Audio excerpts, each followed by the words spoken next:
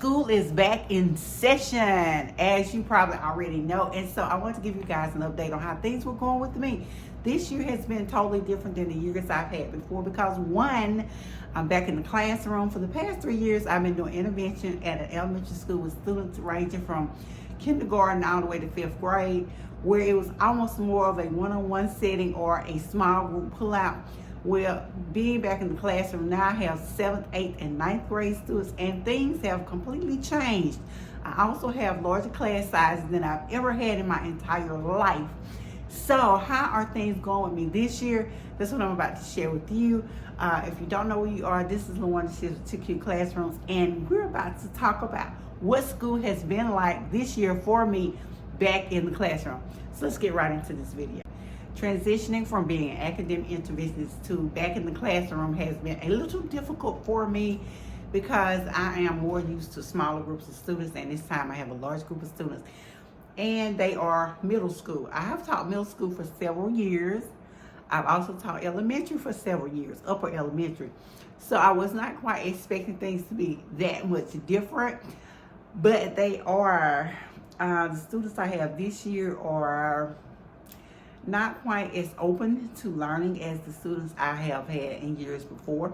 Not that they can't learn, not that they don't want to learn, but because things have been lax because of the pandemic and all the other things that transitioned before I arrived, they're not quite in the place I need them to be right now. And so yes, it has been somewhat of a difficult struggle, and it has showed me that if I'm going to continue to create educational content for teachers, then I do need to be on the front running battleground of what is going on. And what is going on is, wow, our students need to know that they're loved. They need to know that they're understood, but they also need some discipline and some consistency.